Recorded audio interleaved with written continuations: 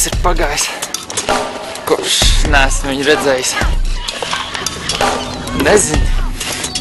Nu, sākumā es pati centos viņu meklēt, kādas man tās iespējas bija, bet pēc tam es sāku apjautāt kaut kādus cilvēkus, internetā kaut ko skatīties. Nu, tad man pienāca informācija, ka viņš ir te kaut kur.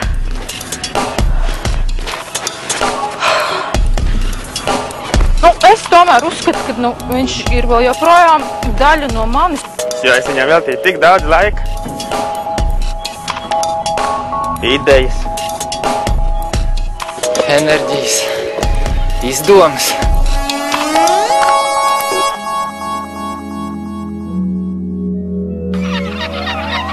Nu, viņš man ir ļoti svarīgs. Tā kompānija, kurā viņš nonāca, solīja viņam labu nākotni. Izaugsmes iespējas, popularitāti. Man likās, ka viss būs ok. Nu, varbūt toreiz es pietiekami daudz nepadomāju un uzticējos viņiem, un tā tad viņš tur aizgāja. Nu.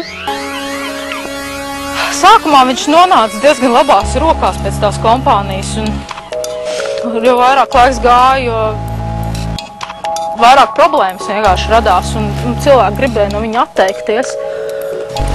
Kompānija viņu atpakaļ neņēma, un tie cilvēki viņu izlika uz ielas.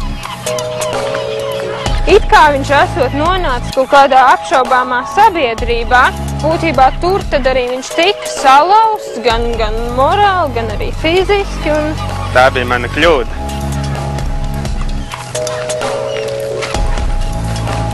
Un tā, tad man pienāca tās ziņas, kad viņš esot šeit, un tagad es esmu tēlē, lai viņu meklētu. Nu, nezinu, cik tas ir reāli, lai gan tie lokālie cilvēki jau saka, ka nav ko uztraukties, kad viņi pārstrādās siltumā un enerģijā.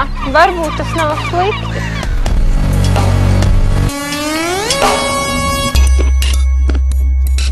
Lai gan, skatoties uz kursteņiem, viss reiz tiks pārstrādāts, kas šeit atrodas par siltumu, par gāzi, elektrību. Vai tas bija mans mērķis, radīt siltumu? Nē, es vēlējos kaut ko, kas kalpot cilvēkiem un būtu ilgi noderīgs.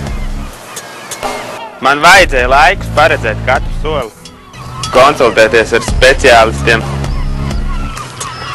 kas man palīdzētu. Ja man ļautu sākt vēlreiz, es domātu vairāk un censtos saprast to, kā viņš varētu strādāt. Nevis tieši kā atsevišķa lieta, bet kā vesels process, būtībā kā cikls, kas nebeidz